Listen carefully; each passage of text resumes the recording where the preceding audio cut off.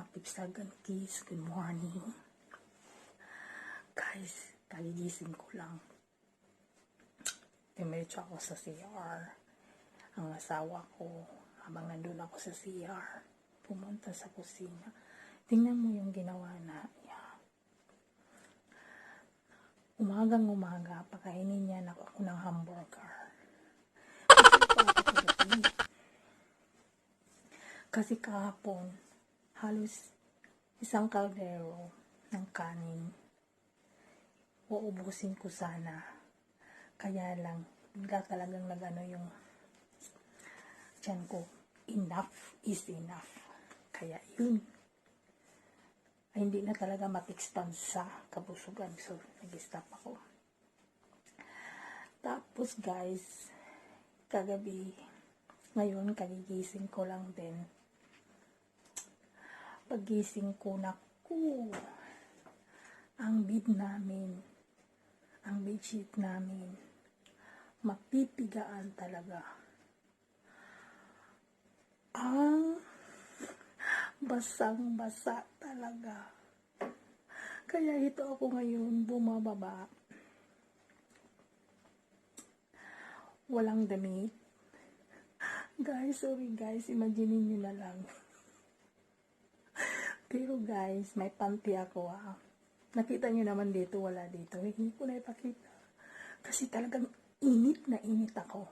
Pinipigaan. Siguro guys, ganito pala guys pag tumatanda na tayo. Pag halos mawawala na tayo ng regla, no?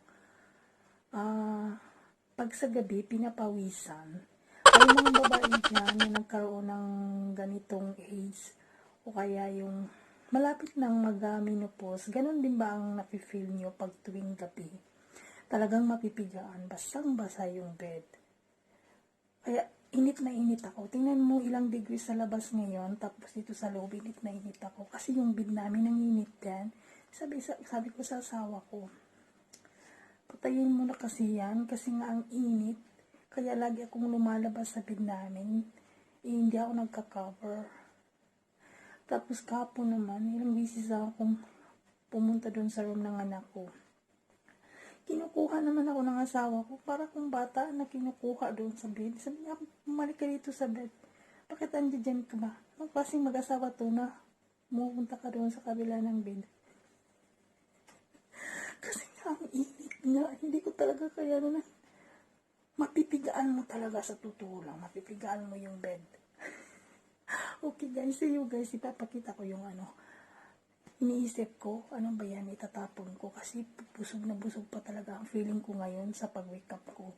Tapos yan ang madatunan ko, nakakawala ng appetite, di ba?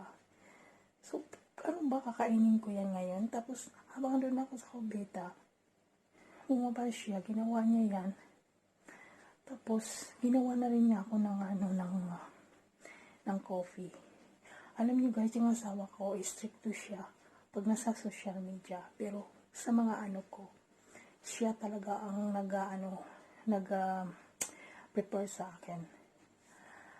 Nag-work ako sa labas, nag-cleaning ako sa labas, pero dito sa bahay namin, hindi ko ginagawa yung mga yan. Minsan lang, kusa ko. Ayaw ng asawa ko na yung pag nakita niya ko, ayaw niya, gusto niya siya. Tapos minsan yung biyanan ko pumupunta dito kasi sa kapatid niya, sa amin, sa pool niya, inaano niya yan, naglilinis siya kasi gusto niya daw na magkaroon siya ng energy at saka ayaw niya yung nasa bahay lang. Gusto niya na kahit matanda na siya, ayaw niya yung nanghihina siya, kaya yun ang ginagawa niya yung hobby. Ayaw namin siyang pagagana na maglinis, pupunta. Kaya, every 2 weeks, nandito yan siya sa amin. Tapos, kaya yung asawa ko, ayaw rin talaga. Gusto niya siya lang talaga. Kahit naglilinis ako sa ibang tao, ayaw niya yan. Dito sa bahay. Kaya, mababasa lang yung kamay ko ditong kumakain. Tapos, hindi ko nga alam dito yung mga sa kusina kung ano, yung mga utensils pag ini-empty ko yung dishwasher. Hindi ko nga alam kung saan yan pinaglalagay. Nilalagay ko na lang yan sa countertop. Grabe naman itong asawa ko. Ang aga-aga. mag-hamburger ako. Nakakawala ng para bang yung feel ko busog na busog pa ako kahapon. Ayan guys, so grabe naman yung asawa ko. Ininit ko na to. Kasi bala ko sana, initin ko muna tapos saling ko sa work ko. Tapos doon ko siya kainin. Tapos initin ko ulit. Na siya, madry na siya. Ay sobra kasi yan kagabi guys. Nag-order kasi siya kagabi ng pizza. Tapos at sa kanya.